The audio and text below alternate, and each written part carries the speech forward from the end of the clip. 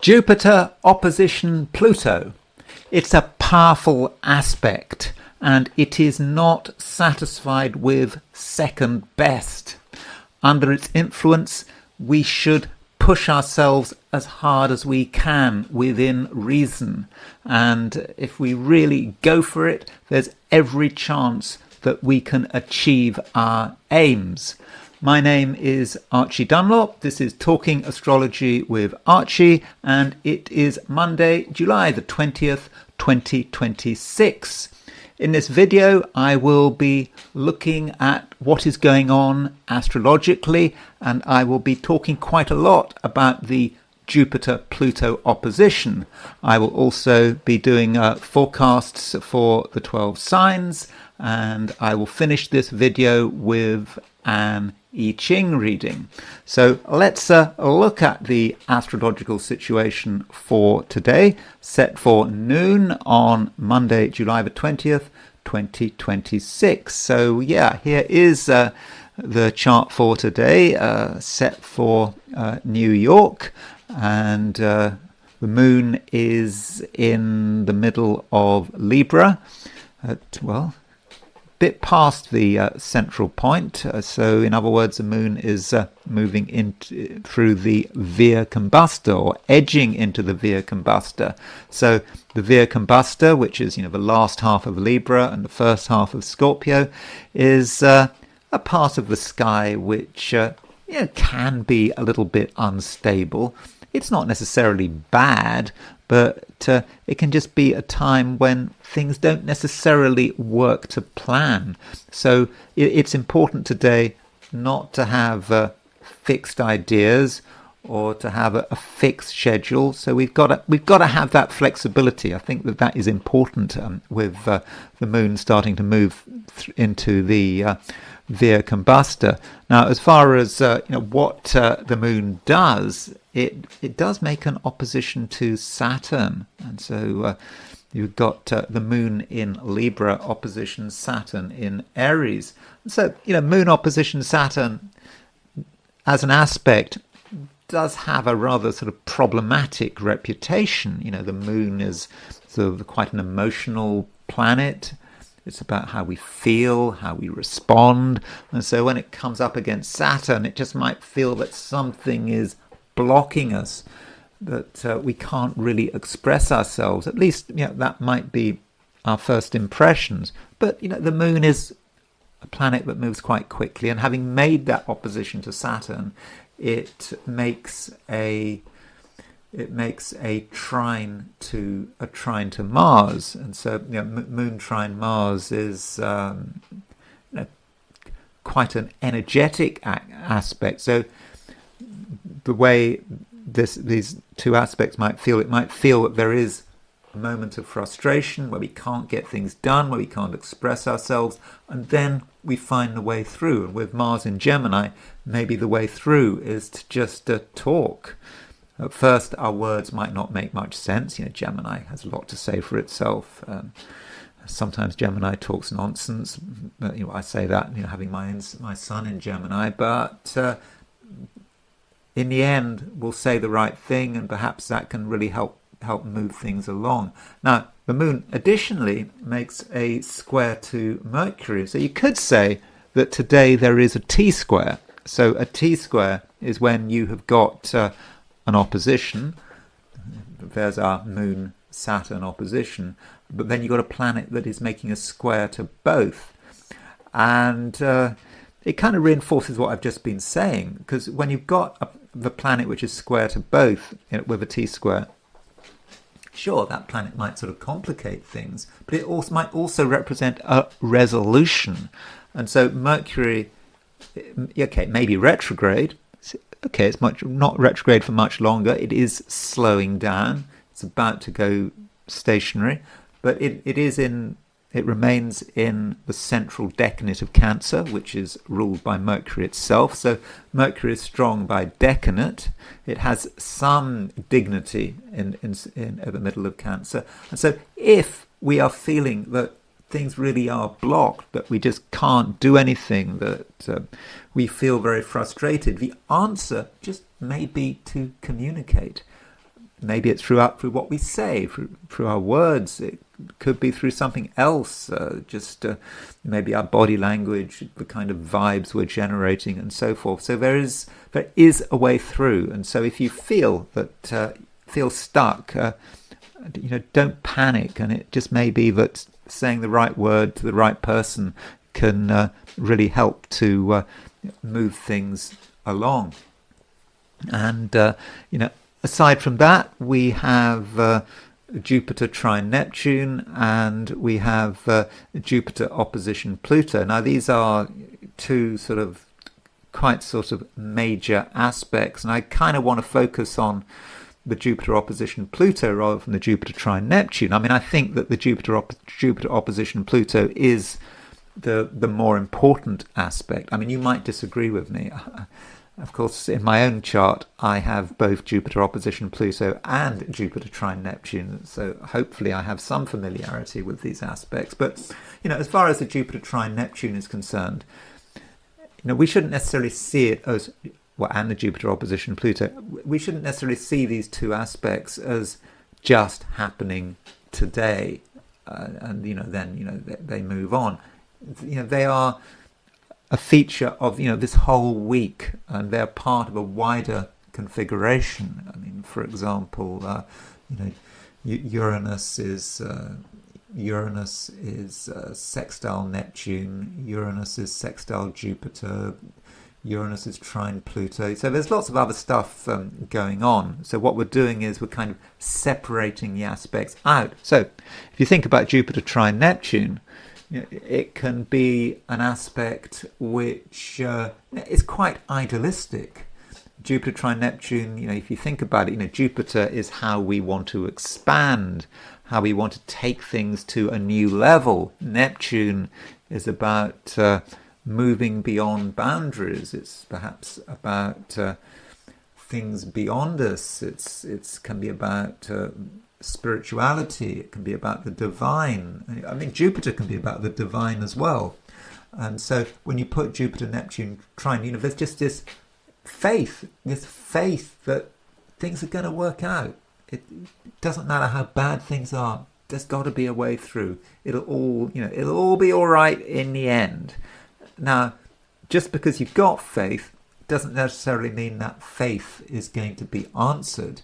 It's quite possible to have woolly ideas, to be vague, think it's all going to be okay in the end, and then to be completely disappointed. So yes, Jupiter trine Neptune can be a very disappointing aspect because it just has these hopes and these dreams with no real chance of ever being realized. Well, maybe the dreams could be realized if one were able to put in the effort. And where does the effort come from? Well, the effort, you could say, comes from Jupiter opposition Pluto, because Jupiter Pluto is an aspect that is not satisfied with second best. It wants more, and I'll be talking about Jupiter opposition Pluto in a moment, but first of all, let's just quickly look at the situation astrologically in Sydney, Australia, because Australasia and East Asia, they're so far from the US time zones that I think that they just do need separate treatment. But just for a couple of seconds, just to show you any differences. So here is the position for noon in Sydney, Australia. So the moon is it's not in the Via Combusta. You see, the moon is at 11 degrees Libra at noon. So if you are in Australasia, then it won't be until the early evening that the moon moves into the Via Combusta, and that moon opposition Saturn that I talked about earlier, I don't think for most of the day it's not going to be exact, but I think you can start to feel its influence. So I think that's perhaps what's going to happen. Yeah, you're going to perhaps moon in Libra applying to Saturn, the opposition of Saturn. Yeah, you're feeling that things are starting to slow down, and you can try to be friendly with moon in Libra, but as the day progresses, you're starting to be aware that it's not quite so easy. And from an emotional side, it's people having emotions for sure, but are they always able to express those emotions? And then there is the heliocentric view, and I've just been talking about Jupiter opposition Pluto geocentrically. Of course, heliocentrically, there is also a Jupiter opposition Pluto. This Jupiter opposition Pluto has been in orb for weeks, so it's just a standard feature of what we're experiencing. So it's a real Jupiter-Pluto opposition time, and I'll be talking about Jupiter-Pluto opposition in a moment. And the Earth is now exactly square Chiron, and so Earth square Chiron. I think that right now there could be a feeling of pain, of hurt. The Earth is hurting, and the Earth is wounded. We're now thinking about the environment, and we were thinking about heat waves, and now people are talking about fire waves, and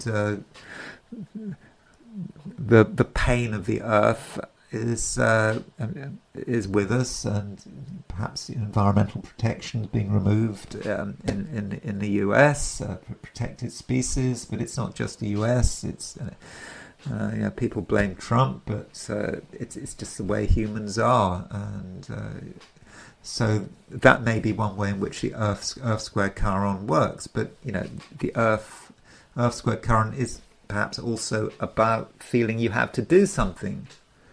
Not necessarily about the environment. It may be something in your community or something in your family or whatever. Feeling you have to stand up. You have to make your opinions clear. And if you've got unpopular ideas, well, perhaps you shouldn't be keeping them to yourself. Something does need to be said. And it's not just the fact we've got Earth square Chiron. Heliocentrically, we've got Mercury moving towards a square of Mars. So Mercury square Mars is quite verbal, and it can be aggressively verbal. So that's another good reason why we shouldn't just keep quiet. Something needs to be said, and if we make ourselves unpopular in the process, well, really, can that be helped? And then there is the opposition aspect between Jupiter and Pluto. So here it is. Here is the precise moment that Jupiter is opposition Pluto. I make it. It's at 3:45 p.m. in the afternoon, London time. So if you're in New York, that would be earlier. That would be 10:45 a.m. If you're in Australia or New Zealand, it would I think be sort of early tomorrow morning on Tuesday. So the Jupiter-Pluto opposition, I regard the Jupiter-Pluto opposition as not being happy. Why would one not be happy? Because one could always do things better. Just not being satisfied with second best. And one key word to think about with Jupiter opposition Pluto is improvement. We need to improve things. And we might obsessively need to improve things. I mean, if you think about Jupiter, Jupiter is a planet of expansion on its own. It's perhaps quite an easygoing influence. We just want to take things further.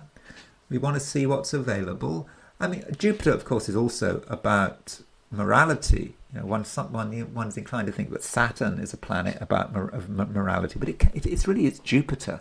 Jupiter often has a sense of right and wrong, and it can be quite ideological. And so when you make Jupiter when you make Jupiter intense, you make it intense by making it opposition Pluto. So Pluto is saying, this is not good enough. We have to take this thing seriously. You can have all these wonderful ideas about growth and expansion and whatever, but it's just nonsense on its own. Absolutely not. Where is it going? Pluto says, no, you've got to get yourself together, and you cannot be satisfied with just second best. It's not enough to just give it a go. You tried, it kind of works, sort of, but yeah, it's not good enough. And that might also apply to one's ideas with Jupiter opposition Pluto, being very intense about one's ideas. This matters. This is perhaps of deadly importance, and we're certainly we're not going to let this go. And so, in terms of our sort of personal lives, it perhaps is a time with this Jupiter-Pluto opposition to take ourselves seriously.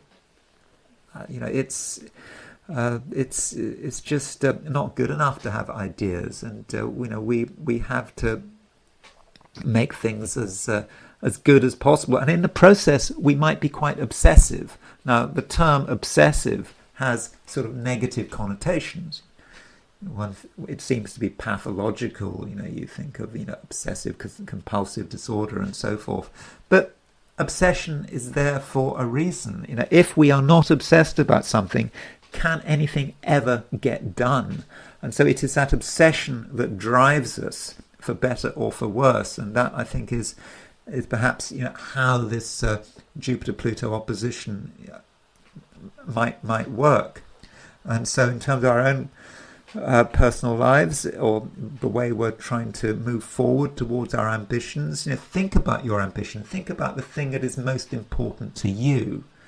Perhaps something where you feel that you haven't entirely seen it through, and then allow perhaps Jupiter-Pluto to work for you. It can actually help you to achieve your aims, and perfection is something that you can certainly aim for. Of course, absolute perfection is impossible, but it can be as good as possible, absolutely as good as possible. And don't be satisfied with just a second best. So that's the broad theme, I think, with Jupiter opposition Pluto. Now, this Jupiter opposition Pluto is moderated by Neptune, because one aspect we do have is Jupiter trine Neptune. And so when I talked about Jupiter trine Neptune just now, I was saying that it is about ideals, faith, and thinking about what is possible. But from the perspective of Jupiter opposition Pluto, faith is not enough. We need results. And so perhaps we can bring Jupiter and Pluto and Neptune together. So if there's something that you believe in, you can't be vague about it anymore. You've got to really want to make it possible, and that might well be reflected by your beliefs. And I have Jupiter-Pluto opposition in my chart. My apologies, but I'm just going to just briefly mention my own chart. I kind of shouldn't do this, but here is my chart, and a lot of people born in 1962. Keir Starmer was born in 1962. He's got a Jupiter-Pluto opposition, and so.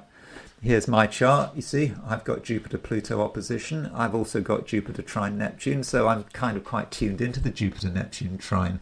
I mean, the way I would see Jupiter-Neptune trine is I'm Jupiter-Neptune trine. I have all sorts of weird beliefs. I always have done.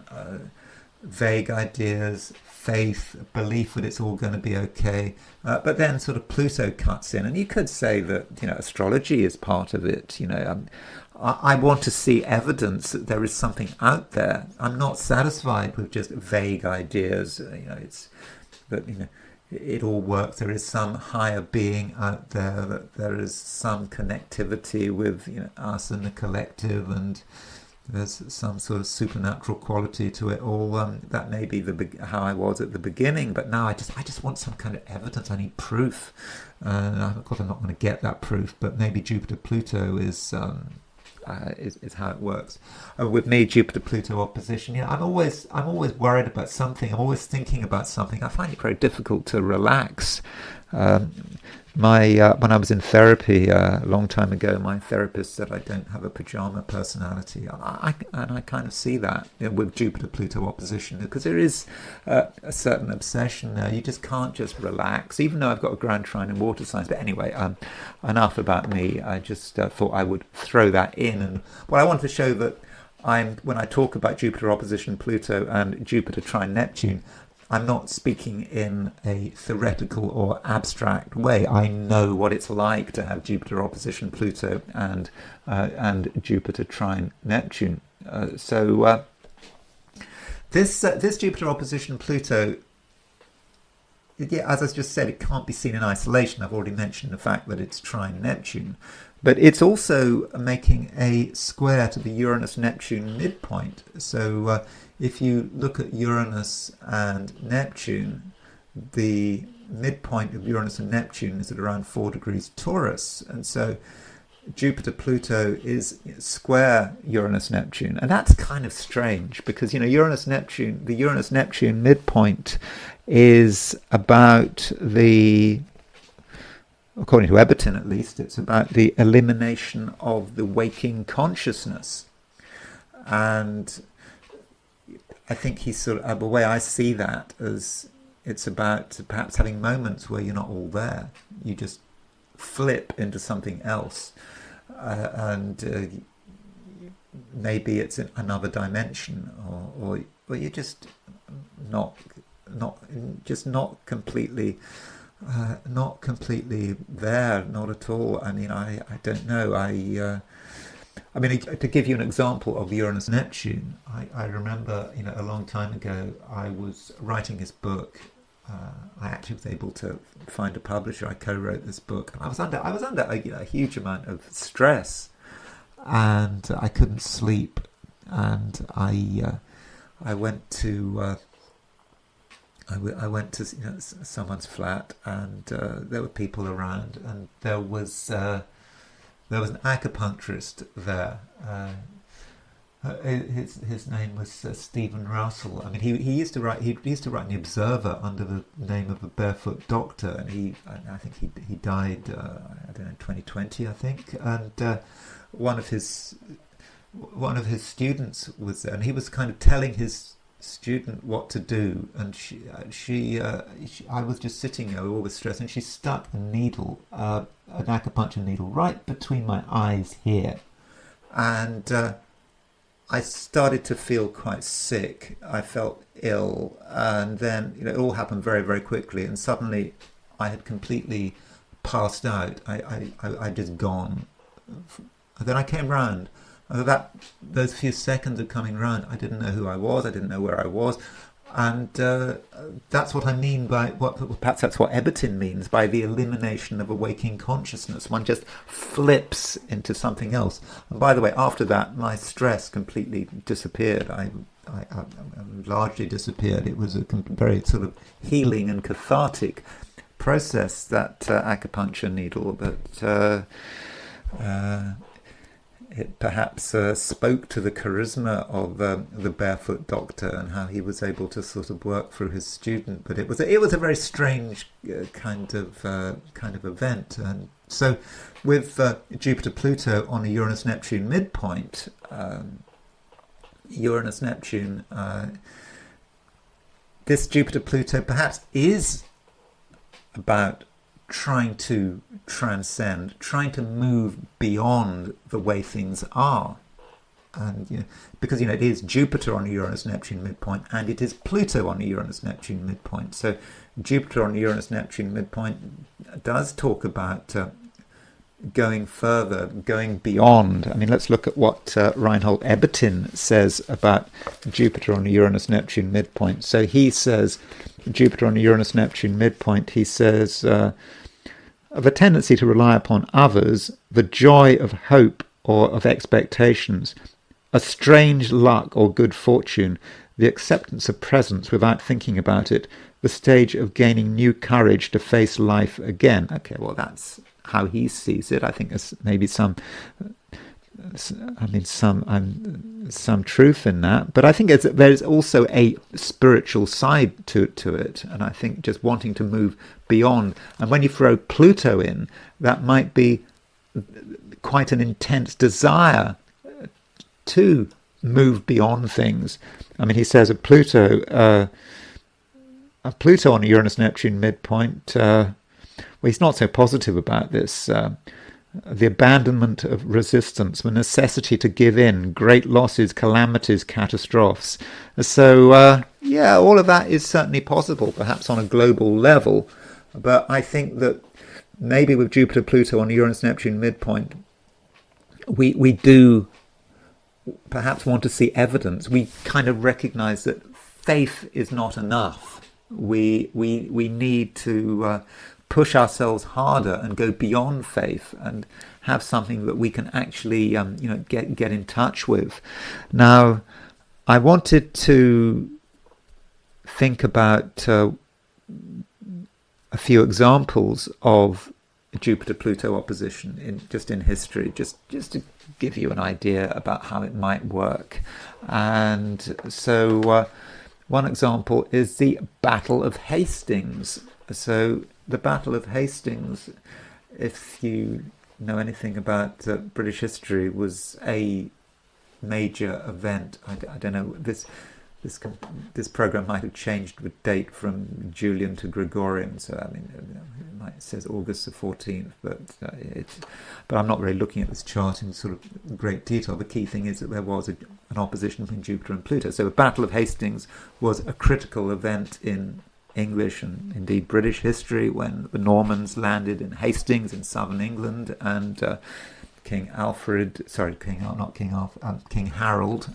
came down.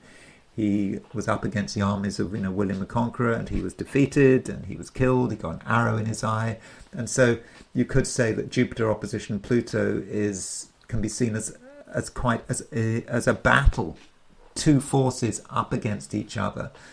And there are winners and there are losers, and that may say something about what we're experiencing at the moment. There are enemies. We're living in perhaps a divided society, and everyone is really trying their hardest to win, and that can create a certain amount of instability. And one thing that is taking up a lot of our time is the war in Ukraine. And the war in Ukraine effectively started in 2014, you could say, when there was a coup in Ukraine. The elected president was removed from office, and there were some really quite disturbing things happening in 2014. So, for example, we had in Kiev, there were these demonstrators in Kiev, and they were being shot by snipers, and people are quite there's always this question about who the snipers were, where the orders came from, and this was taking place or at the time of a Jupiter-Pluto opposition. So again, Jupiter-Pluto opposition, like we saw with the Battle of Hastings, there is a battle between two groups of people, and both sides think they're right, and it could be a situation where winner takes all. And another event that took place in 2014 was the massacre at the trade union building in Odessa, when the Russian sympathizers were in this trade union building, and the nationalists were outside, and they sort of set the place on fire, and a lot of the ethnic Russians were killed in this fire. And it's an event which just keeps reverberating, and certainly the Russian side of the war continues to talk about it. But again, it's part of a battle, and it is quite intense. And it's kind of interesting that 2014 was when the whole Ukraine trouble sort of started, and now we've got another Jupiter-Pluto opposition taking place, just over 12 years later. So maybe this Jupiter-Pluto opposition, will say something about Ukraine and how intense, things are there. And as far as what's going on now, well, we know a couple of things that are going on now. I mean, for example, the president of newly elected president of Peru, Keiko Fujimori, she's going to be sworn in on July the 28th, and this will take place when Jupiter is opposition Pluto. Uranus is going to be at 4 degrees Gemini. Keiko Fujimori is a Gemini. I think she's got a sun at 3 degrees Gemini. So if you're elected president, if you're sworn in as president of Peru with Jupiter opposition Pluto, that is quite intense. I don't know whether this is the precise time of her swearing in. I've just gone for noon. It's probably not, but she is going to perhaps see it as being a bit of a power struggle, and then turning to the UK. So one thing we know that's going to be happening Monday today, indeed when you watch this video it would have already happened, is that Andy Burnham is going to become British Prime Minister. I've gone for 11:15 a.m. I have no idea whether this is right. I'm going to try and put out a video on Monday once I know exactly what time Andy Burnham became Prime Minister. But so this is the moment. I don't want to go into this. I'm going to go into this chart probably tomorrow in detail. But the point is that Andy Burnham is becoming British Prime Minister on the day of a Jupiter-Pluto opposition, on the day of Jupiter trine Neptune. And so Jupiter trine Neptune, the high hopes, new Prime Minister, a break from Keir Starmer, maybe the Labour government is finally going to be able to get itself together.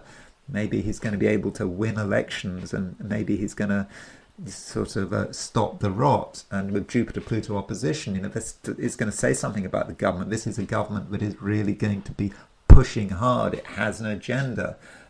It's also very aware of its own enemies. So that this Jupiter-Pluto opposition, I think, is going to say a great deal about Andy Burnham's premiership. So now I want to turn to the 12 signs. So these are my forecasts for the 12 signs for today, which is Monday, July the 20th, 2026. Aries, there is quite a bit happening today. For example, we have an opposition aspect between Jupiter and Pluto, and this aspect is arguably a big deal. I mean, don't forget Jupiter is moving through Leo, a sign in the Aries chart which is very much connected with you, what you can do, what you can do well. And with this Jupiter-Pluto opposition, you may be making a comparison between yourself and your own ambitions, and but when I say ambitions, I'm not talking about anything trivial or mundane. I'm talking about your aspirations. What are you aiming for? And you are sort of aware of perhaps some of the things that might be holding you back, some of the ways in which you could be at odds, with society. Society has its demands.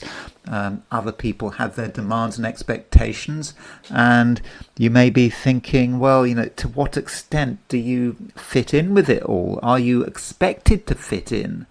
Are you maybe supposed to just do what you're told? Well, it's certainly not a day for doing what you're told.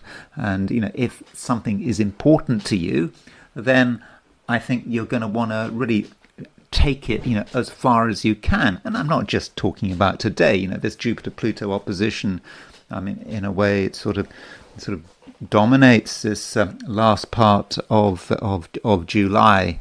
And it's not just a geocentric opposition; it's a heliocentric opposition as well. Wherever you put the Earth at the center of the solar system, or the Sun at the center of the solar system, that Jupiter-Pluto opposition is still very, very prominent.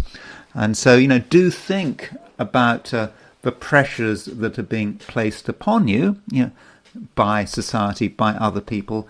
It's not about ignoring the pressures. You need to be aware of them, but in the end, today is about you, and I think that you really do have the capacity to see things through, and to work hard, and to really stand up for your own interest, and you're helped by other things. There is a sextile aspect between Mars and Saturn. So Mars is your ruler, and it's in the middle of Gemini, and so Mars in Gemini can be full of ideas. You have ideas about how you would like things to be, how you want to express yourself, how you want to organize yourself. And so these ideas are very clear, but sometimes when you've got ideas, they can just go nowhere, they can just be hot air. But with that sextile to Saturn, you have the capacity to really bring things down to earth, because this Saturn in Aries actually makes you quite a disciplined person. You might not necessarily see yourself like that, but I think that you do have that capacity. So Aries, I'm getting the impression here that you are in quite a strong position. If you're seeing things in a competitive sense, as you might, then in the final analysis, I think it likely that you'll come out the winner. And this is perhaps also described by the moon's opposition to Saturn. So the moon is moving through Libra. It's making an opposition to Saturn, which is of course in Aries, in your sign. And so Moon-Saturn opposition, it sounds quite a harsh aspect, and it might appear to be a bit of a negative. But who is experiencing this Moon-Saturn opposition? Saturn is in your sign, and so it could be that the person in authority, the person maybe making other people's lives miserable, could be you. It could be you being very clear about what you want, having standards, making demands, and the moon could just be another person. So while it's true that the Moon-Saturn opposition kind of supports the idea that in a competitive situation, in the end you can be the winner, you might have to ask yourself, what exactly is the price? And just because you can win, just because you can leverage a situation in such a way that you get the spoils, just because you can do all of that, just because you can make people feel bad about themselves, doesn't mean you should. And so think carefully, Aries, about what kind of impact you are having, and just be aware of other people's weaknesses, and show some consideration. Perhaps the words we're looking for is, noblesse oblige. So noblesse oblige, as I understand it, it means that if you have nobility, if you are in an elevated position, that gives you a responsibility. You are responsible to the people below you, the people who are perhaps not as strong as you. You have to show some consideration to them, and that is very much the right thing to do. And I really must emphasize, Aries, that you can see things through if you have an idea, if you have a vision. It's not crazy. it really is possible, because another aspect we've got is Jupiter trine Neptune. So Jupiter trine Neptune, it can be quite an idealistic aspect, thinking about what might be possible, and it could be possible, in a spiritual sense, wanting to move beyond yourself and sort of tune into some of your ideals. And that Jupiter trine Neptune makes you very aware of how things could be. To begin with, it might seem not particularly realistic, but if you feel things could be different, then I think there is a way of turning those fantasies into perhaps reality. Of course, it requires some work, but at the moment, Aries, I think you really do have the capacity for hard work. And I've suggested already that in terms of relationships, you have to be careful. Relationships with everyone, but there may be particular relationships, with this Moon opposition Saturn, where you have to you really do have to be careful, because you could say something or do something which is upsetting. And so do make a special effort to understand the other person. Particularly if you're in a relationship that is important to you, then you could just act without thinking, or you're perhaps too focused on yourself and your own needs and interests, and in a rush, someone could be forgotten. So do make a special effort to understand and be sympathetic towards the important people in your life. Taurus, the Jupiter-Pluto opposition is, of course, the main event of the day, and this Jupiter-Pluto opposition does, I think, have an impact on you. And the reason is this opposition is in fixed signs. It's Jupiter in Leo, opposition Pluto in Aquarius, and it might indicate that left to your own devices, in your ideal world, right now, you might like to just drift a bit, find somewhere where you feel happy and comfortable, stay there, no pressure. And that approach it certainly has its advantages. I mean, with Jupiter moving through Leo for the next year, then it's certainly a time for Taurians to find somewhere where they feel secure, and it can be about the home and your domestic environment, and just finding the right level of security for yourself. But that could be taken too far. And Jupiter-Pluto the opposition between Jupiter and Pluto is asking you to maybe go further.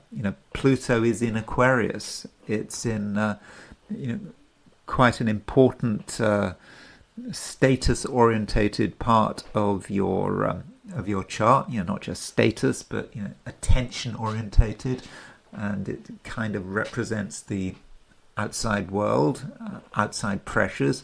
And so you might like things to be done in a particular way, but there are pressures to take things further.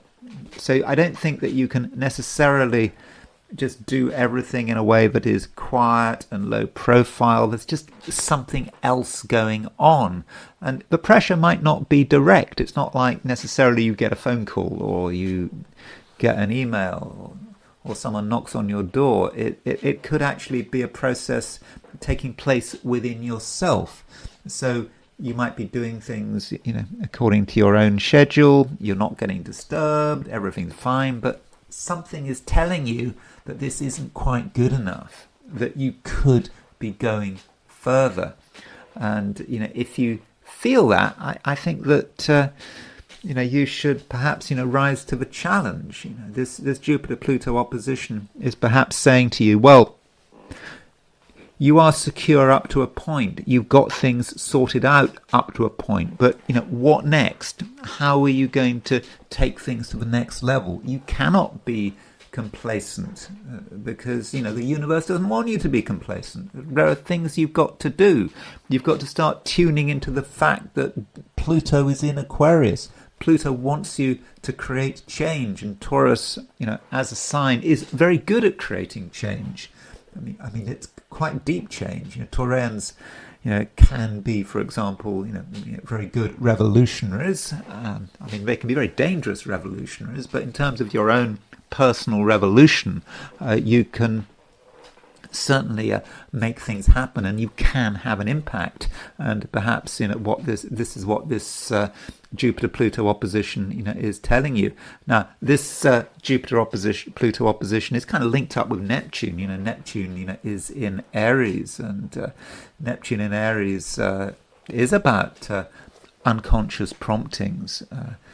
So it might really indicate that the pressure is coming from yourself and from your own ideas, your own dreams. Yeah, you're allowed to dream, and perhaps sort of dream images are telling you that things perhaps should be going further. And I think, Taurus, you do have the ability to make an impact where it matters. So you might think that there is nothing you can do, that you just have to go through life and just watch what's going on, and perhaps just react to events rather than sort of inspire your own events. But I really do think that there may be moments in the day when you start to see a possibility. Maybe just a possibility just crops up out of nowhere. Now, as a Taurus, your natural approach is to just be sort of quite considered about things. Take your time, let things sink in. But sometimes there isn't time to let things sink in. Sometimes you're in a situation where you have to do something, and you have to do something quite quickly. And so it may be that you have an opportunity to really let everyone know, who you are and what is important to you. And if that opportunity arrives, then I would suggest that you take advantage of it. But I think that you don't have to be sort of running around today at the speed of light. I think for most of the day you can do things in a manner which is fairly sort of quiet and considered, provided you've got your goals in mind, provided you're not ignoring the big challenges that come your way. But if you just concentrate on things in a systematic way, and you keep in mind the demands of the outside world, then I think that you'll be able to really move through the day in a manner that I think is quite effective. And just don't forget the outside world, and just don't forget that fundamentally you do have high expectations of yourself. And with this Jupiter-Pluto opposition, I think you have an opportunity to match and perhaps even exceed these expectations. Gemini. Mars is right in the middle of your sign, and you could argue that the middle of Gemini is really peak Gemini. Could we say that? And so with Mars in Gemini, right in the middle of Gemini, maybe this is a time when you can really be yourself and assert yourself, up to a point. Really, decide, what is important to you, and you've got loads of ideas. I mean, you're a Gemini; you've always got loads of ideas. But with these ideas, you perhaps have a chance to make them happen. and you make them happen, through your own efforts. Because the thing about Gemini is, Geminis do have lots of ideas, and very often these ideas can get absolutely nowhere. I mean, that is sometimes a problem with Geminis. A lot of talk but no action. But Mars in Gemini is making a sextile to Saturn in Aries, and so this Mars-Saturn sextile perhaps allows you to take what is important to you and make it real. And you may in fact be helped by pressure from the outside world. You might think that the outside world, people in general, could be a problem. You might even like to separate yourself from certain people, but if you look at the demands being placed upon you, then I think you'll recognise that there is something you can do, and maybe other people can verbalise what you have perhaps been rejecting. So if someone says something to you, then don't just reject it out of hand. Don't regard it as being threatening or someone getting involved in something that none of their own business. If you're told something, do take it as potentially good advice. And with this Mars sextile Saturn, I do think that there is is quite a lot. There's quite a lot you can do. Now, being a Gemini, you have quite a lot of ideas. I mean, that's a standard Gemini thing. And with Jupiter moving through Leo, I think it might be a time when your ideas really are starting to develop, and you're also starting to think about how you can explain yourself, how you can get your message through to other people. But ideas on their own may not quite be enough. Maybe you need to take things further and challenge yourself. And this is where the Jupiter-Pluto opposition comes in. So Jupiter opposition Pluto could be about you moving beyond the trivia, maybe forcing yourself to move beyond the trivia. Geminis can have an attraction to things that are trivial, things that are interesting, but are they necessarily going anywhere? Probably not. And at some stage you have got to make a decision. You have got to decide what is important, and perhaps even tie yourself to some idea or philosophy or principle. And that can be hard for some Geminis. They don't want to commit themselves, but I think that this Jupiter-Pluto opposition is suggesting that maybe you need to do it. It's not necessarily what you want, but it just could be something that just has to happen. So ask yourself, Gemini, what is important to you? I mean, what is really important? And then you can start to sort of move beyond the trivia. And in the process, you are monitoring what's going on around you, and there is a social side to today because of that Mars sextile Saturn, and indeed the fact that Jupiter is making a trine to Neptune, and with that Jupiter trine Neptune, you kind of know what's happening around you. You understand the dynamics within society, and like it or not, you are part of society. I mean, you don't want to be part of society. I mean, today there is a strong push to separate yourself, to just be different, and to just think that you can look at things in a fairly sort of isolationist way. But I don't think you can. I mean, you can't. And I think, Gemini, your awareness of how it all fits in is potentially going to be powerful. It's going to be challenging.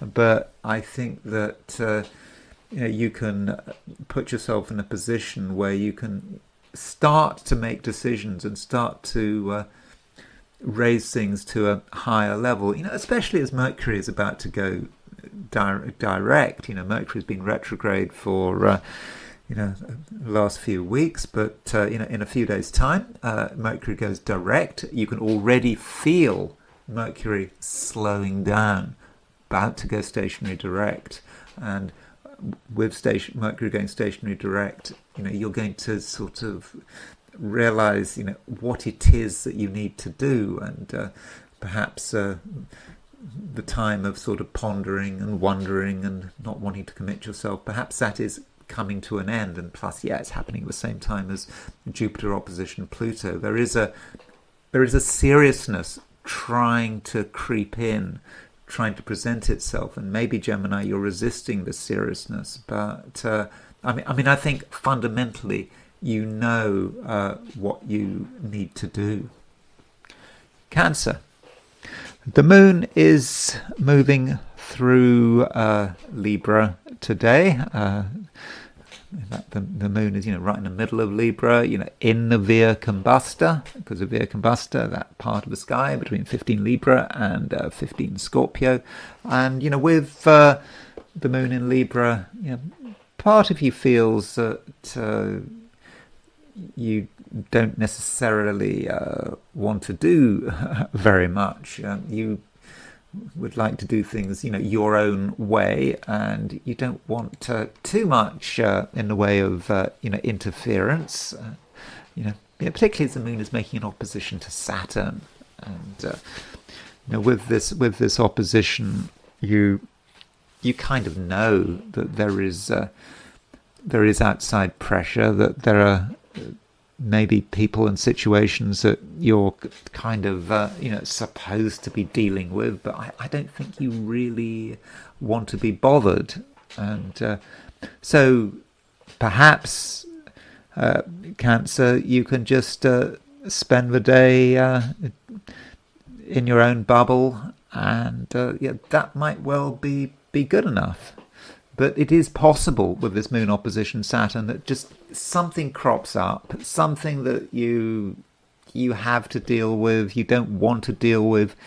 It just could be someone that just can't be ignored. And, this would, especially be the case if you're having to step outside your front door, if you're maybe having to go to work, or put yourself in a position where you have to deal with authority figures. Those authority figures might seem, really onerous and disturbing and distracting. In fact, we've got a T square today. So, that T square involves Moon, Saturn, and Mercury. So you can see that Mercury is still in Cancer in your sign. And the moon is making a square to Mercury, and it's also making an opposition to Saturn. And, it's perhaps a good idea to look at the sequence. So what happens is the moon makes an opposition to Saturn, then it moves on to make a square to Mercury. And so in the first instance, you can see this concept of disturbance and irritation. You getting irritated by things out there that you don't really want to have to bother with. But on the other hand, Mercury in your sign, it is in its own way quite strong, because it's in its own decanate. Mercury rules the central decanate of Cancer. Mercury might be retrograde, but Mercury is the answer. And so this Moon-Saturn opposition, might seem really difficult, and it applies not just to authority figures. It could say something about relationships as well. Your relationships with other people, whoever they might be, might not be entirely easy. There could be differences of opinion, and you might feel that you and someone else just have fundamental incompatibilities. You might disagree about important subjects. You might find yourself being pressured by people as soon as you get close to them. But Mercury is the answer. And Mercury perhaps is about talking, communicating. Sometimes Cancerians can be reluctant to communicate. You want to keep things to yourself. You want to work on a fairly sort of emotional level. But Mercury is able to communicate, not necessarily just through words, but maybe through body language or by the things you do. But by communicating, then you could potentially solve the deadlock. You can get someone to understand, and also you can understand them. And so don't assume that everything is just stuck and that there is nothing that can be done. Just a few words, a few interactions can make all the difference. Now, one aspect that really can't be avoided today, which I am talking about a lot, is an opposition between Jupiter and Pluto. And this Jupiter-Pluto opposition, it could be about money. I mean, Jupiter is in Leo. This whole period of Jupiter moving through Leo for the next year could be about money, and quite possibly money in a fortunate sense. There are ways in which you can maybe make more money. You can perhaps settle your financial situation. Of course, when you're talking about Jupiter, you're talking about things that can be excessive, going too far. So you might say Jupiter in Leo can be about spending too much money, sort of overcommitment. But this Jupiter opposition Pluto is perhaps a complicating factor. Not a factor that I don't think it's a factor that's going to necessarily create problems. It's just going to make it clear to you that from a financial point of view, things are more complicated than they appear to be on the surface. And you might not want to go below the surface, but whenever there's a financial issue right now, whenever money crops up, you have to go below the surface. You have to kind of ask yourself, well, what is going on? And it's a good time to be perhaps doing an audit of your own finances, perhaps of other people's finances as well, joint finances. So it might not necessarily be something you really want to bother with, but you think about Jupiter-Pluto. Jupiter-Pluto wants things to be better, and it wants things to be solved and resolved, and it's not necessarily what you want to do. But I think that if you do address yourself to the financial side of things in a very determined way, then I definitely think that you can uncover some really useful information, and in the end I think that you can actually give yourself sort of more sort of security and confidence. I mean, you don't want a situation where it's something you don't know about. I mean, the more you know, the more you discover, the better. Leo. Well, of course, the Sun is now at 28 Cancer, 27, 28 Cancer. So it's really getting close to moving into Leo, moving into your sign. And that, I think, is going to give you, a great deal of strength. And so, if you're feeling that you can't fully express yourself, that you're holding something back, then things are going to change quickly, very soon. You just got a few days to wait, and the Leo emphasis is kind of already here with Jupiter moving through the first degrees of your sign. In fact, Jupiter moving through the first degrees of your sign is making an opposition to Pluto. So if you look at your chart, you've got Jupiter in Leo and Pluto in Aquarius. So that means this Jupiter-Pluto opposition is taking place across the sort of main the main horizontal of your chart, and so that is quite powerful, and it might well say something about relationships or your impression of relationships. You've had sort of Pluto in Aquarius now for a few years, and it could be that you're still getting used to Pluto in Aquarius. It's not entirely straightforward. Pluto represents the other, but it also represents your impressions of your other. You might have ideas about what a person is like, and those ideas may not necessarily be true. They might be projections. And so with Jupiter-Pluto opposition, you are perhaps very aware of how you relate to the outside world, and also how you see the outside world. And how you see the outside world, that probably relates to the past. We all like to dump our scripts onto other people. When I say scripts, we all have scripts, and we expect people to behave in particular ways, and we assume that people will do particular things. They're like, all these people are like actors in our personal drama, and we give them roles, and we expect them to act those roles out to perfection, and we kind of get upset if people forget their lines or make up their own lines, and that is a sort of a nature of being human.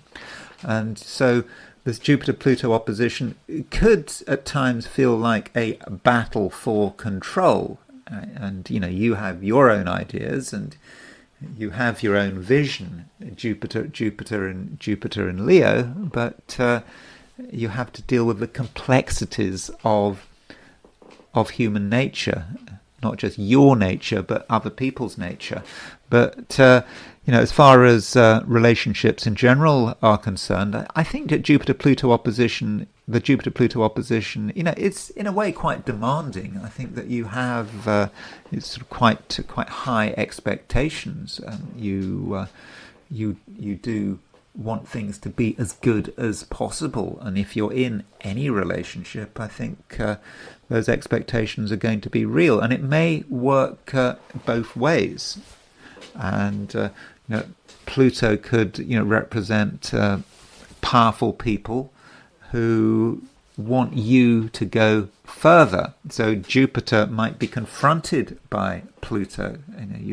You had your own way of doing things, but maybe it's not quite good enough. Maybe someone else thinks that it's not quite good enough. And so, be aware of outside demands, and be ready at the very least to meet them halfway.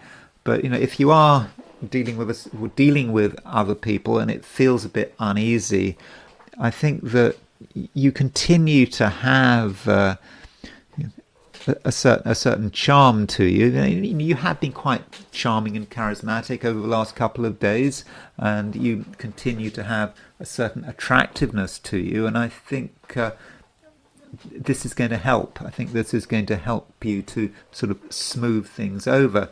So, if you do feel that you're in a sort of a situation that is rather conflicted, then I think that there are ways in which you can just make things easier, and you don't have to assume that everything is going to remain difficult. And you do have agency, and if you perhaps can turn on the charm, you may be able to resolve a somewhat difficult situation. Virgo. The Moon is in Libra, and it's making an opposition to Saturn. And so this Moon-Saturn opposition, that could have a financial nature to it. I mean, if you look at it, moon, the Moon is in Libra, and Libra is a sign which is often connected with your resources, what you have, what you don't have, what you'd like to have. And if it's opposition Saturn, there might be a certain resentment there, feeling perhaps hard done by, or feeling that there's a situation which is kind of undermining you financially, or you might sort of resent the way you or other people are dealing with money. Yeah, you can actually resent yourself and certain aspects of your financial behavior. And additionally, don't forget that the moon is in the Via Combusta, opposition Saturn. So when you've got the moon in the Via Combusta, it can be that just things happen which you weren't planning on, and these things are not necessarily good or bad, but they're surprising. And because they're surprising, that's not really what you wanted. You weren't really looking for a surprise, and it just could be that something crops up of a financial nature that is not very welcome, and you might respond in sort of quite a negative way, and it just might be Virgo, that you have a certain tendency to see things in a negative light, and so it's important that you don't exaggerate, and that you kind of see things in a sort of a neutral way, and you resist the inclination to see the bad news, to see things as inevitably going wrong. And so just because something happens, just because you find something out, maybe of a financial nature, doesn't mean that it's necessarily going to go against you. And if we look at what's going on in a sort of a deeper way, we find out that Moon is not just opposition Saturn, it's also making a square to Mercury. So we have got a T-square involving Mercury. Mercury is your ruler. And, thinking about Mercury, yes, it's true, Mercury is retrograde, but it's not going to be retrograde for much longer. I mean, that's certainly something to be looking forward to in a few days' time, when Mercury goes stationary direct. But Mercury is part of the T-square, and maybe Mercury is part of the resolution. So the problem is Moon opposition Saturn, something that is appearing to hold you back, something that is irritating. Perhaps it's irritating in a financial sense, or something happening that you just hadn't fully planned for. But Mercury is the answer. And rather than just sort of jump to conclusions and see things in the worst possible light, Mercury should instead really sort of engage in a serious way, and think about what is going on. Think in a rational way, and if you use your brain, then I think that you can completely turn things around. Mercury's not in a bad position. I mean, just because it's retrograde, it is in the central decanate of Cancer, and the central decanate of Cancer is ruled by Mercury. So I think this is a situation, Virgo, when you can really turn things around, and if something is difficult, you can make it work for you. And at the same time, we have got an opposition between Jupiter and Pluto, and this Jupiter-Pluto opposition probably doesn't affect you as much as it's going to be affecting a lot of the other signs. But a few comments about it. The Jupiter-Pluto opposition might say something more about other people than you yourself, and how you observe other people's behavior. It might occur to you that certain people are quite ambitious, and they might not be entirely open about their ambitions. They might be trying to give the impression that they don't care, that they're quite happy with the way things are. But deep down, people are looking for results. and you shouldn't assume that anyone is sort of neutral or objective. Everyone has their own agenda, and if you can be aware of that agenda, I think that would help. And what you should be, particularly where people who seem to be hiding something. And if someone is hiding something, well, perhaps it's your job to really find out what is going on, asking questions, using your intuition, because I think that other people do matter, and if you're dealing with people who have some sort of secret agenda, perhaps they're trying to take advantage of you. Well, that is not desirable, though I don't want to create a problem where no problem exists. And another way of looking at this Jupiter-Pluto opposition is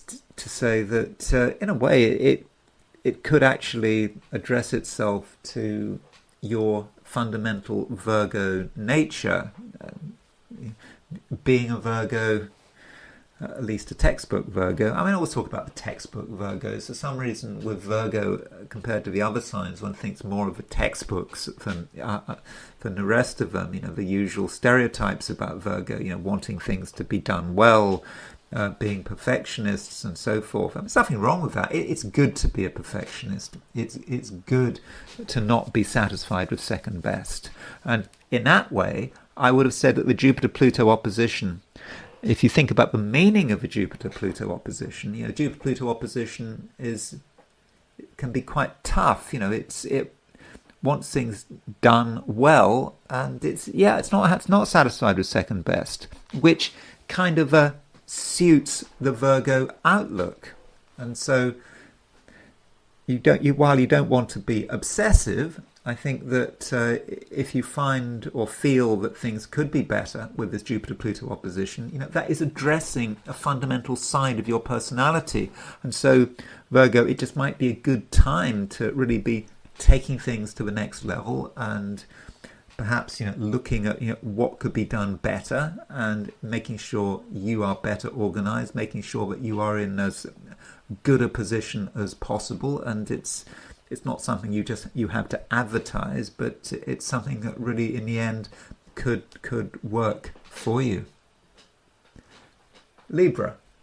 The moon is still moving through your sign, and it's making a trine to Mars. It's also making an opposition to Saturn. It makes the opposition to Saturn first, then there is the trine to Mars. It's kind of good that it's that way round. So if you're thinking about the moon opposition Saturn, you might say, well, there's you, perhaps moon in Libra, you're perhaps trying to be reasonable, but Saturn is kind of holding you back. It might seem that you're being held back. Maybe you're being held back by another person, or just some situation which is beyond your control. So there could be a feeling of frustration today. Especially as the moon is in the Via Combustor. And so with the moon in the Via Combustor, things can just happen. And it's just difficult to make plans with the moon in the Via Combustor. People can change their mind. You might have made an assumption about a particular person, and they do their level best to sort of mess that assumption up. They perhaps do the last thing you were expecting. And so, other people could certainly be a pain. But then moon, having made that opposition to Saturn, it makes a trine to Mars. So that indicates that perhaps after a period of frustration where really things don't seem to be moving, things do get resolved, and you find a way of breaking through. And that breaking through could be about just coming to an agreement. So a person who is annoying, who seems to be intransigent, you may find another way of dealing with them. And perhaps it's about just changing the conversation or talking about something else or moving things to a new level. So if you and other people are stuck at one level, perhaps you're worrying about one set of things and there's no resolution, maybe it's just time to just change the conversation. I mean, and if you change the conversation or you start to change the conversation, I think you'll find that everyone else is happy to change the conversation.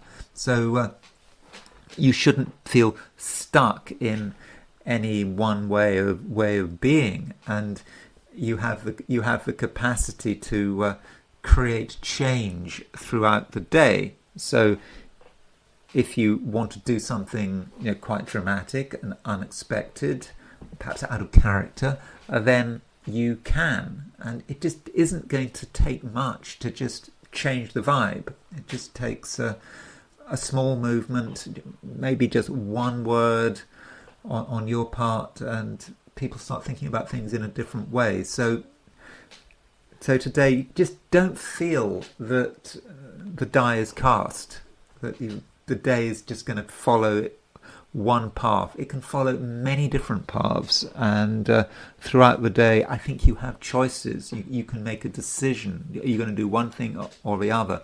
Are you going to introduce something new? Are you going to do something surprising? Then, if you make that decision and you actually have the capacity to act very fast. You might seem slow and reasonable and people are making assumptions about you. Then you do something quickly and unexpected, and it can change everything. And I think that it can change everything in a way that you can very much work with. Now, something has to be said about the opposition between Jupiter and Pluto. So, this aspect, I think, is important, and it's not just about today. It's part of a sort of a wider configuration, because Jupiter is it's sextile Uranus, and Uranus is sextile Neptune, and Jupiter's trine Neptune. In fact, Jupiter's trine Neptune today, and so this Jupiter-Neptune. Sorry, this Jupiter-Pluto. Well, it is Jupiter-Neptune trine as well. This Jupiter-Pluto opposition, perhaps. Reminds you of what matters. It's easy with Jupiter moving through Leo for you to be reasonable. Perhaps that's just how you would like to be. I mean, if you can be friends with everyone, that would be fine. And being a Libra, you're very good at being friends with everyone. At least if you're a classic Libra. I mean, Libra is, the sign of the balance, and wanting harmony. Okay, there is a large minority of Librans who are capable of being completely disruptive, but the majority of Librans are looking for, a degree of harmony. But Pluto is maybe upsetting that harmony.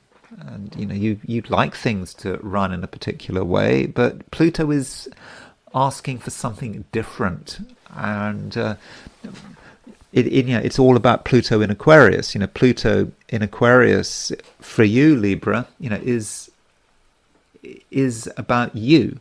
It's obsessively about you and what you enjoy, what matters to you, what you don't necessarily have to share or compromise. And so you kind of know that you can't entirely fit in. Jupiter-Pluto is demanding that you take things further, and that you stand up for yourself, and perhaps that you stand up for yourself, within society. So in terms of individuality and standing up for yourself, there is a view that the best way of doing that is to retreat, because when you are alone, when you've got no one to answer to, then you can do what you like. But Jupiter-Pluto is saying, well, actually, that's not quite good enough. You have to be amongst other people, and also stand up for what you believe in.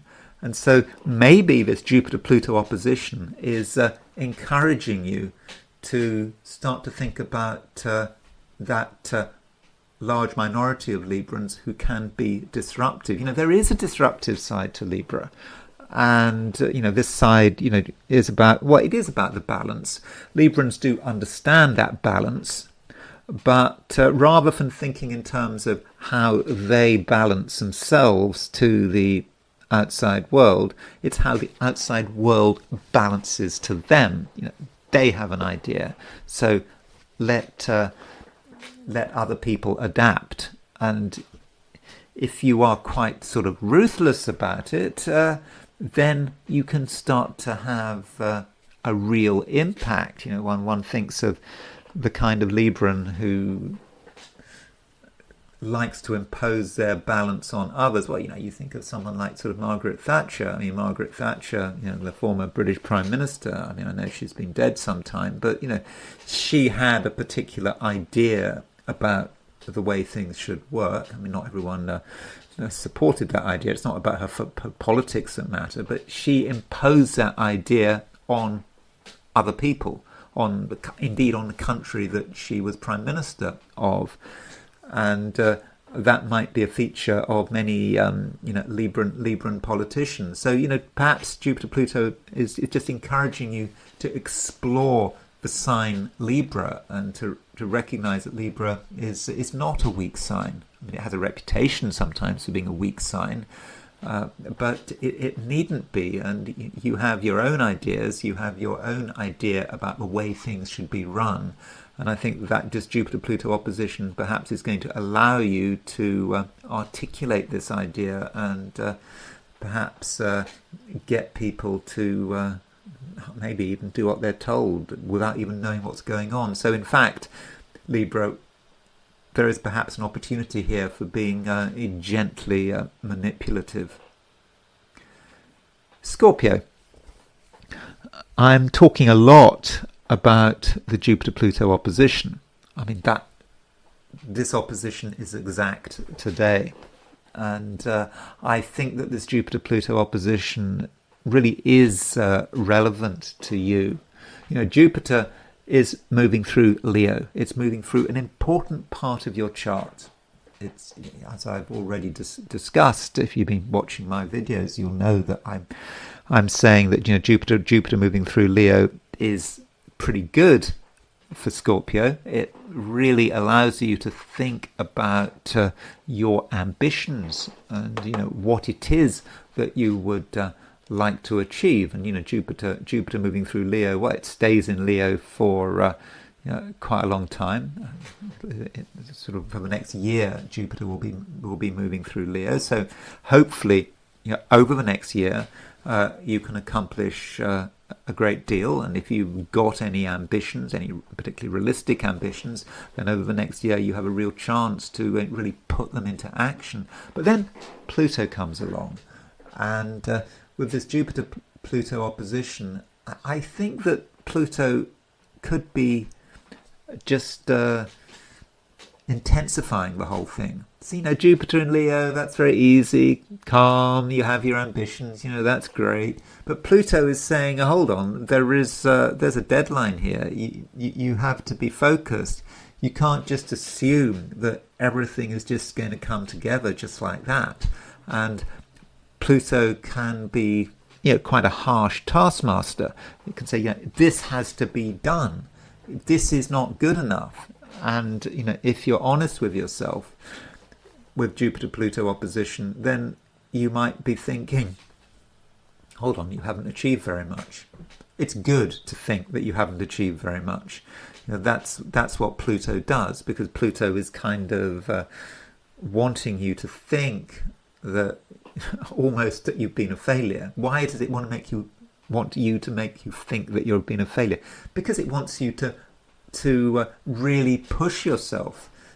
It wants you to think that things could be so much better. Okay, you don't have to think like that, but I think that Jupiter-Pluto opposition, it can be quite obsessive. It might feel like, it's, a matter of life and death. You've got to keep moving. You've got to keep expanding. You've got to keep pushing forward with your ambitions. If you stop, then you might be worried that, you might fail. That momentum is everything. And it's not crazy momentum. It's a momentum that just keeps going, that keeps moving. And so I think this Jupiter-Pluto opposition, it's not easy. It's not relaxing, but I think that it's empowering, and you can really make an impact with this Jupiter-Pluto opposition. But it starts with yourself.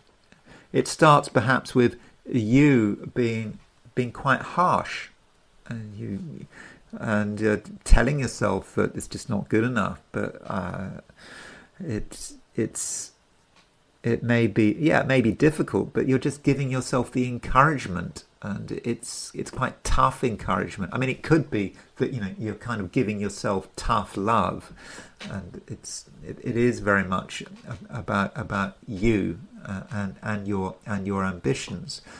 But it's important to remember that this is not just a one-day aspect. The Jupiter-Pluto opposition is exact today, but it'll be pretty exact tomorrow. It's going to be a feature, the rest of the week, probably the rest of the month, and it may not actually be until in a few days' time, but you really start to feel the power of Jupiter-Pluto, or rather, you get a chance to put Jupiter-Pluto into action, because the Sun, is about to move into Leo. In a few days' time, that happens, and it may not be until the Sun moves into Leo that you really feel the power of this aspect, and I think it could be quite powerful. Leo, you are a power sign, and it is about what you can do. And as far as today is concerned, I think that you can do some really very useful work. Mars, your ruler, is making a sextile to Saturn, and this Mars sextile Saturn, okay, it's not a particularly exciting aspect, but it allows you to think about what needs to be done, and if you feel that something is missing, that hasn't been done properly, then you can address the issue really very quickly, and there's no need to bring other people in. So if you perhaps become aware that maybe recently you made a mistake, or you didn't do a good job on something, just something small maybe, you can fix a problem very quickly. And once you start working on something, then really there'll be no stopping you. But it's just this slow and methodical movement which I think really does prepare you for the challenges of this Jupiter-Pluto opposition. But I mean, I think you should see it as a real positive. And don't forget, the Moon is about to go into Scorpio, and it's not just the Sun about to go into Leo, but the Moon goes into Scorpio tomorrow, I think. And so when the Moon goes into Scorpio, that's perhaps going to make you more intense. And of course, when the Moon does move into Scorpio, it will make a square to Jupiter and a square to Pluto, and so that T-square involving the Moon, Jupiter and Pluto, which is I think exact tomorrow, that's something that is going to really help you get your way. Sagittarius. Jupiter is your ruling planet, and Jupiter is moving through Leo. Great place for Leo to be.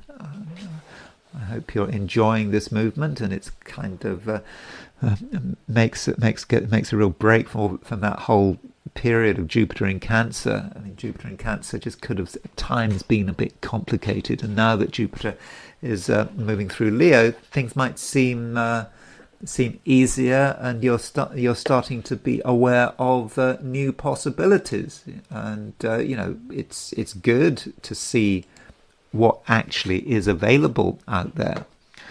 On the other hand, you might not quite know what to do with it all. You see the possibilities, but they might seem rather vague. Yeah, you could go to this place. You could explore this idea. You could do something sort of vaguely spiritual, but how do you actually ground it? How do you make it real? And now we've got Jupiter making an opposition to Pluto. So that means that Pluto is really starting to make an impact. Pluto is a planet connected with intensity and power. And this can be at odds with the whole Sagittarian thing. I mean, Sagittarius is supposed to be quite an easygoing sign, full of fun, full of action. You don't want to take anything too seriously. Sagittarians can be quite mocking, particularly in things like astrology. I think a lot of Sagittarians don't believe in astrology. I mean, obviously you're listening to this and you're a Sagittarian, so you probably believe in astrology. But Sagittarians, can be flippant. But there's nothing flippant about Jupiter opposition Pluto. Jupiter opposition Pluto takes things seriously. It's saying it's not enough to have wonderful ideas. You've got to bring them down to earth. You've got to make sure that the facts of the matter are all sorted out, and that requires some work. That requires thinking. That maybe requires research, reading, perhaps talking to the right people, and also pushing yourself. And so it may be the end of the trivial phase of something. Things go through phases. It starts off with being quite light-hearted, there's no commitment, easy come, easy go. But now things are getting serious, and it's good.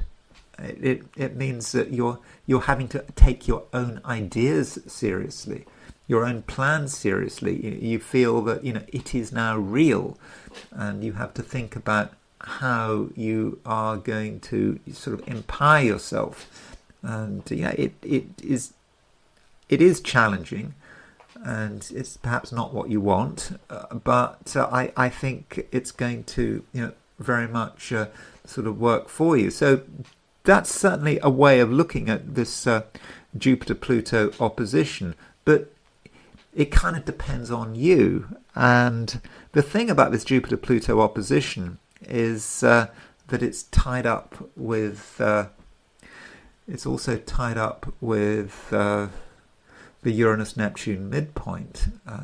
So that sounds a bit difficult. I mean, here is Uranus, and there's Neptune, and so Jupiter and Pluto are square the Uranus-Neptune midpoint, and the Uranus-Neptune midpoint doesn't sound very intense. Reinhold Eberton says about the Uranus-Neptune pair that it's about the elimination of the waking consciousness, and so that kind of sounds a bit vague, and it might be, Sagittarius, that with this particular Jupiter-Pluto opposition, maybe for some Sagittarians, you are being encouraged to get into something at a new level. I mean, it could be a hyper spiritual aspect, something that really links you with things that you don't fully understand, things that only make themselves felt in sort of dreams, or at times where you're not concentrating, just something just happens, something comes to mind, and it seems incredibly vague, and it's vague but powerful, and it might just take up all your attention for a couple of seconds, maybe even just a split second, but you know it's important. And perhaps with this Jupiter-Pluto opposition, it's taking something that is just really difficult to describe, and it might relate to just the impulses of the cosmos. It might represent something from the deep past, and it crops up, and straight away you know it's important, and you absolutely want to make it real. And so it becomes quite a complicated day. But when I say complicated, I mean, I certainly don't mean a bad day. I think it's quite an interesting day.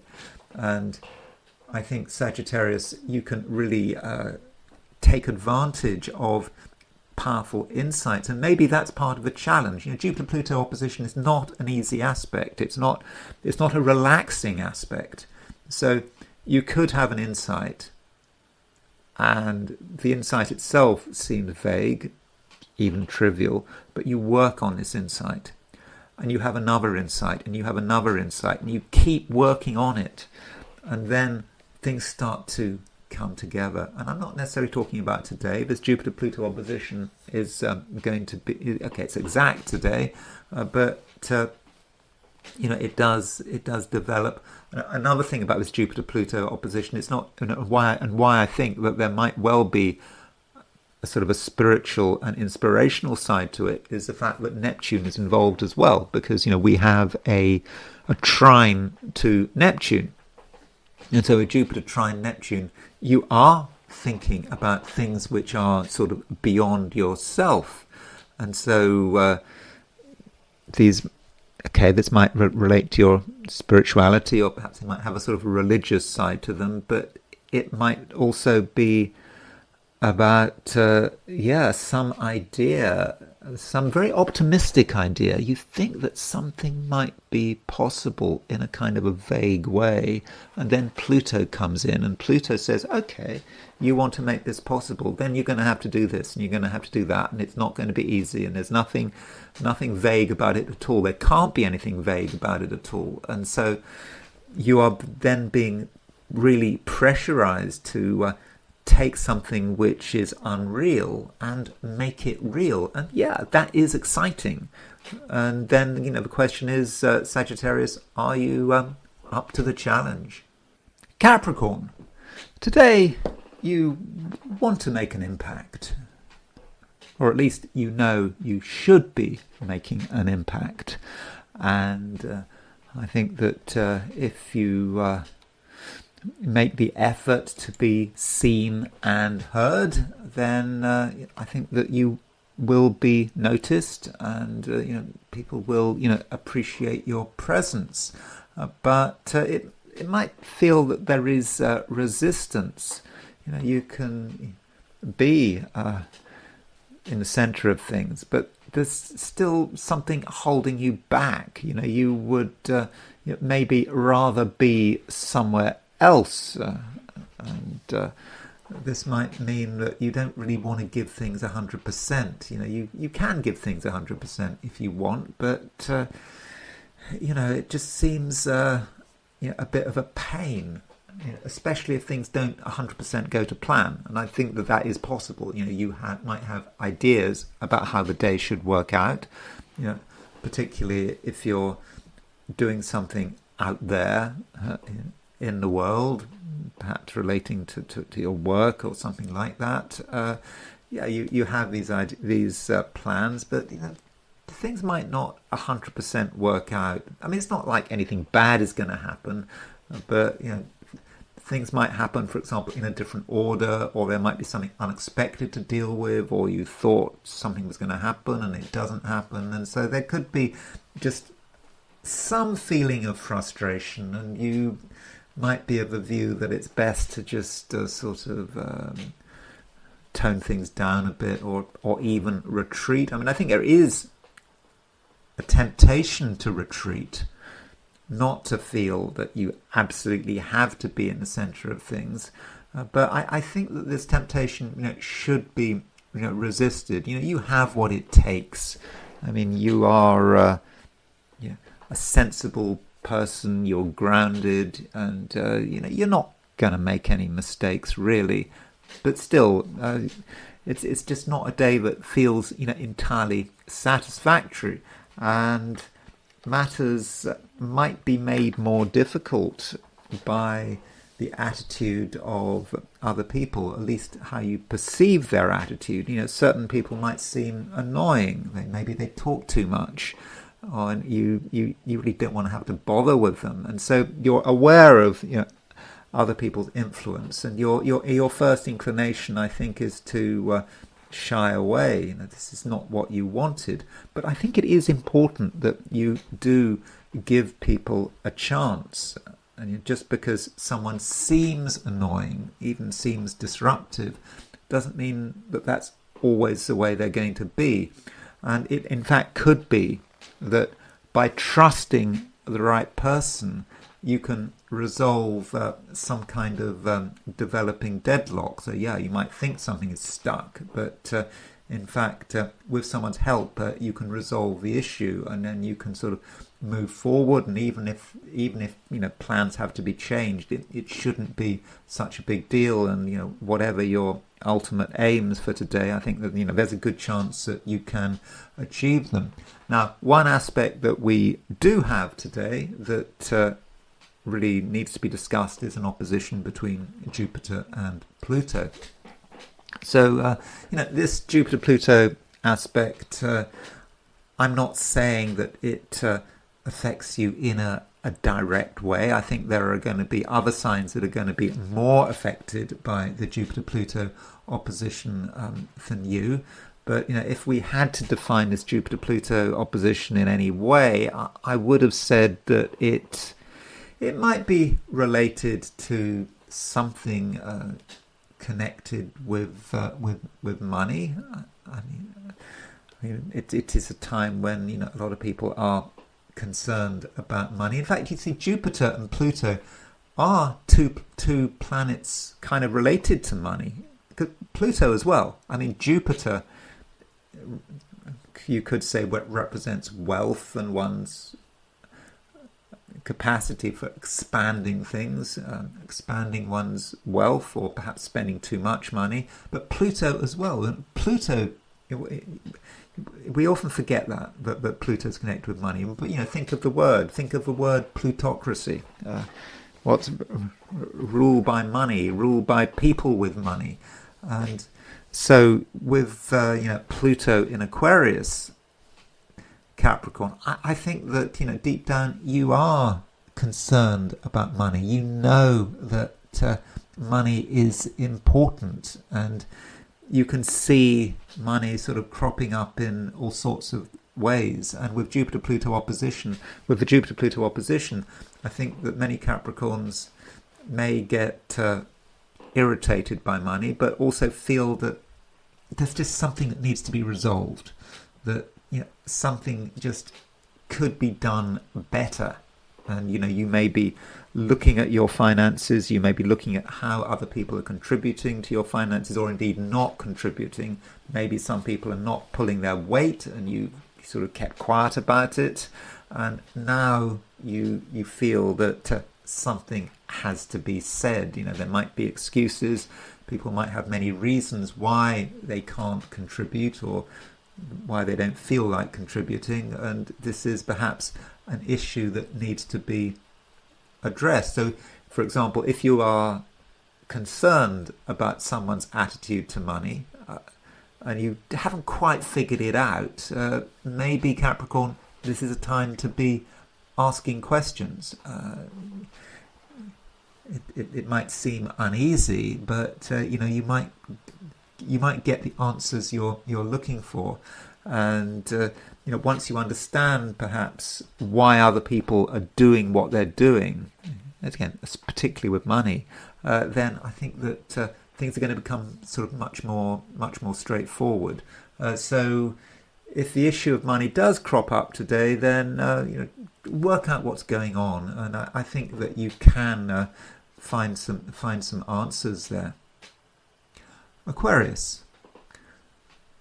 Pluto is, of course, moving through Aquarius, as it will be for a long, long time, I think until the early 2040s. But Pluto becomes particularly relevant today, and the reason Pluto becomes relevant is because Jupiter is making an opposition to Pluto. Now, when you're dealing with an aspect like Jupiter-Pluto, like this Jupiter-Pluto opposition, it's quite a slow mover, and it's true that the aspect is exact today, but it'll still be pretty exact tomorrow. It will be a feature for the rest of the week and probably for the rest of the month.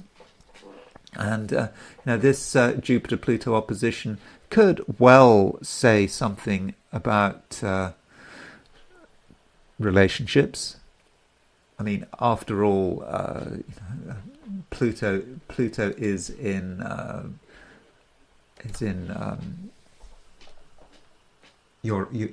your sign, Aquarius. Jupiter is in Leo, which is in your opposite sign, and so with Jupiter moving through Leo, this is a time when Aquarians should perhaps be putting more resources into other people and the various relationships around them, whatever their nature. It needn't be close relationships. It could be short-term relationships which have a purpose, and once that purpose has been fulfilled, you can move on to another relationship, or maybe we're dealing with relationships which have a particular shelf life, and once the purposes have been achieved, the relationship can dissolve, and all of that matters. But then Pluto comes along, and with Pluto in Aquarius,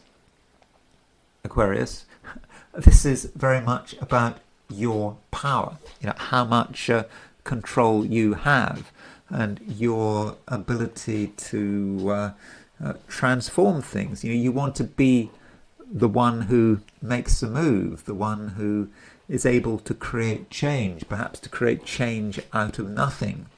And you could then say that Jupiter in Leo is challenging it. Who has the power? And Jupiter in Leo could represent another person, someone coming into your life who seems to be able to have an influence, but how much influence, and how are you going to respond to them? Now, it might be the case with this Jupiter-Pluto opposition that you are so into your own power and your own agency that you just don't want to get involved with anyone. And so maybe with this Jupiter-Pluto opposition, you have the capacity to end relationships, to frighten people away. But it absolutely needn't be like this. And the Jupiter-Pluto opposition is, at its best, is about making things better, for improvement. So you don't have to be satisfied with the way things are. So if you're in a relationship and it's not giving you what you want, then things could be taken further. You could improve on an existing relationship, or it might be that you could move on to something better. And so it's okay to have high expectations of other people, but you've also got to have expectations of yourself. You don't want to create a situation of glorious isolation for yourself. I mean, that would kind of be self-defeating. So it's a difficult balance with this Jupiter-Pluto opposition. But at its best, I think that you can really make the most of other people. Other people can be a plus in your life, and they can really improve things for you. Though I understand that it may not be easy, particularly today when we've got an opposition between the Moon and Saturn. Okay, it's a short-lived aspect, this opposition, but with the Moon opposition Saturn, certain things might bother you. Maybe certain people are bothering you, and you're with Moon opposition Saturn. You're quite happy, the way you are, and you've got things sorted out, and just something happens that is trying to get you to think. Maybe you haven't got all the answers, And it could be something quite unexpected. Something happens out of the blue, you haven't planned for it, it seems unnecessary, but once it does happen, that does force you to think.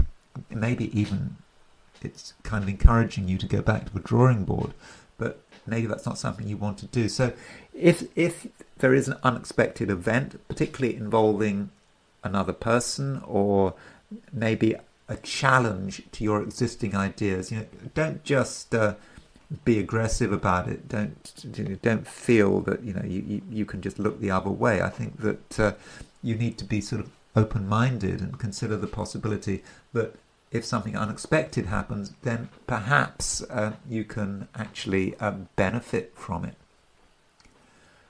Pisces. Jupiter rules Pisces, and Jupiter is opposition Pluto. So Pisces, that might mean that at some level you are influenced by Pluto. It could be quite a Pluto day. And Jupiter is also trine Neptune. So Neptune and Pluto, these two planets that we've been sort of battling with for years. I mean, all of us are influenced by Neptune and Pluto.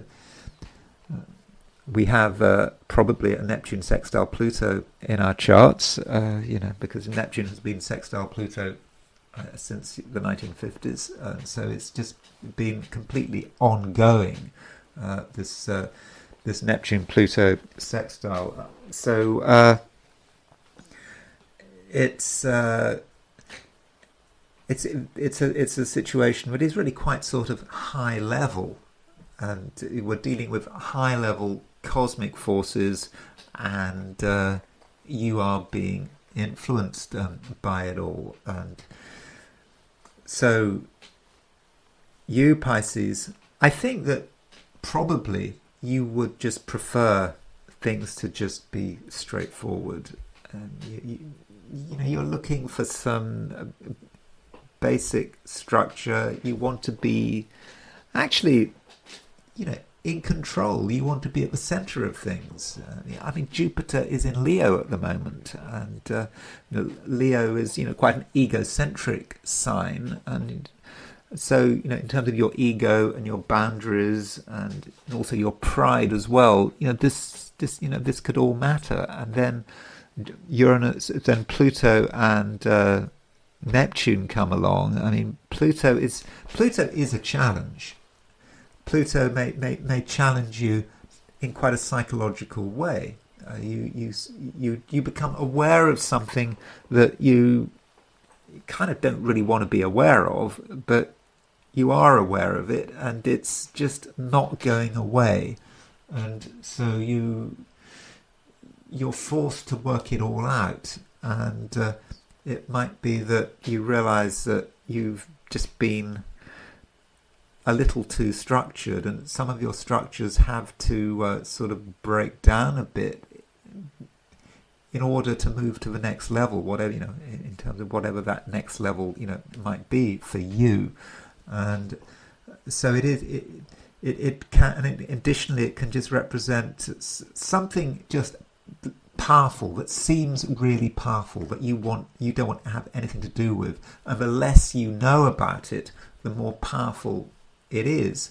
And so maybe the challenge is to actually understand what's going on, focus on the one thing that is really bothering you, and see what it's about. Ask questions. These are questions you don't necessarily want to answer. Sorry, you don't want to ask, and you don't want an answer. And it is a complicated day. Things are just not straightforward. And Jupiter is also trine Neptune. Jupiter trine Neptune could have a slightly sort of different side to it. With Jupiter trine Neptune, when you think about that aspect, it's about hope. It's about you thinking about what might be possible. That could be just being overly optimistic about the world, about society. Things are going to get better, surely, with Jupiter trine Neptune. And in terms of your own well-being. Jupiter trine Neptune could be about some of your thoughts about money and your financial health, and you might kind of think that well, things are going to be okay in the end. So there could be a certain complacency there. But with Jupiter opposition Pluto, as well as trine Neptune, there is nothing complacent about that at all.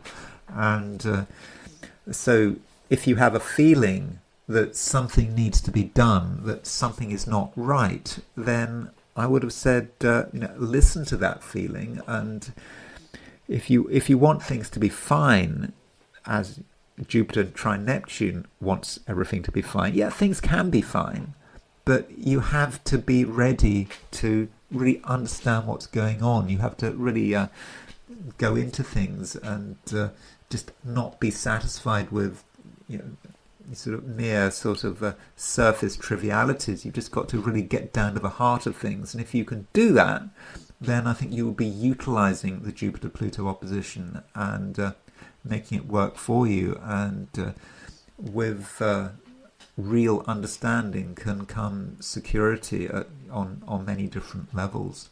And those are my forecasts for the 12 signs. And now it's time to turn to the I Ching. So I ask the question, what is Monday going to be like for those watching the I Ching section of this video? And the first hexagram I got was hexagram number 41, which is decrease. Now, when you hear decrease in sort of I Ching world, it doesn't necessarily mean decrease as we sort of understand it in the English language. I mean, of course, the English language is the only language I really speak properly. But decrease and increase in the I Ching world are pretty much the same thing. Because if something increases, something else has to decrease. So there's always a balance between increase and decrease. So that doesn't mean that you're going to lose anything with this hexagram decrease. And so we have two moving lines, by the way. The fourth line moves, and also the top line moves. And so the question is, what is decreasing at the fourth line? And what is decreasing is one's mistakes. And perhaps one can metaphorically think of one being sick, and then the sickness is decreasing. So perhaps a problem we had, maybe even a physical problem, I'm not making any promises here, but just something that perhaps had been recently bothering us starts to reduce, and perhaps we find a solution.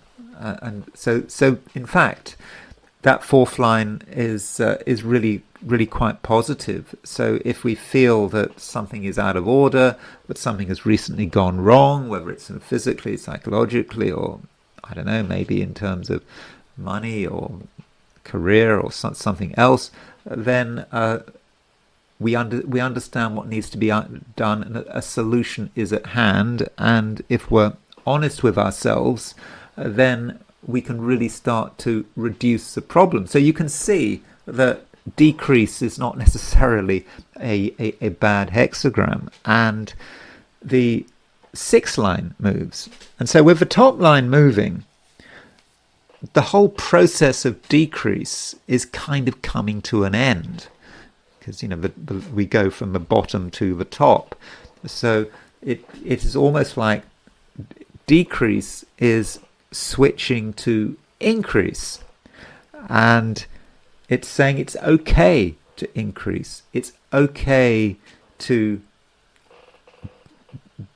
do something which benefits us, provided it doesn't cause a problem for other people. So this is not about some zero-sum situation. If it is a zero-sum situation, you benefiting, someone else losing out. That's not right. That is not the way it should be. It's about you benefiting, and at the very least it being a net neutral for other people. You cannot benefit at another person's expense, because it's not going to work. It's not going to be a real benefit. But it does seem that if you really focus on what is right, then you can benefit, and everyone else can benefit, and it works both ways. You can go out of your way to help other people. That is absolutely okay. You can give them your time. You can give them your advice. That's fine, provided it doesn't hurt you. So it's not a time to be giving all your money to someone else. Certainly not to give money that you can't afford to give. You don't want to give too much of your time. You've got to know when to stop. So there can be a lot of charity here, doing good work. So that's all of that is possible. But you don't want to go too far. It's not about martyring yourself. And so with these two lines, it means that we move to a second hexagram, and the hexagram we move to is hexagram number 54, which is the marrying maiden.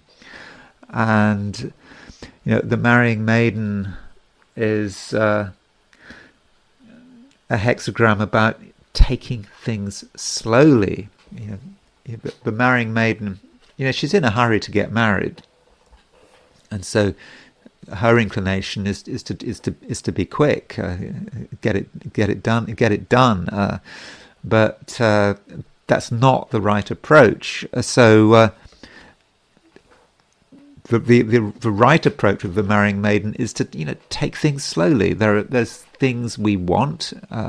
We've already had the previous hexagram of decrease. There is a certain modesty to decrease, and we just carry on with it. And it's just important not to be bold. I mean, that is a very important point about the marrying maiden. You've got to show humility, and because if you show yourself to be in a hurry, that you desperately want things to happen right now, well, that's going to give the wrong impression. But overall, it looks like being quite a good day, provided we understand our limitations, and we want to be in a situation where everyone benefits. And if you benefit and someone else loses, or someone else benefits and you lose, well, that's not the right thing to do, and it's certainly not a day for being a martyr. And that's all I've got to say. So thank you very much for watching this video. If you enjoyed this video, I'd be very grateful if you were to like it. If you're not subscribed, I'd be super grateful if you were to subscribe. If you want to buy me a coffee, there's a link in the description, and I will talk to you again tomorrow.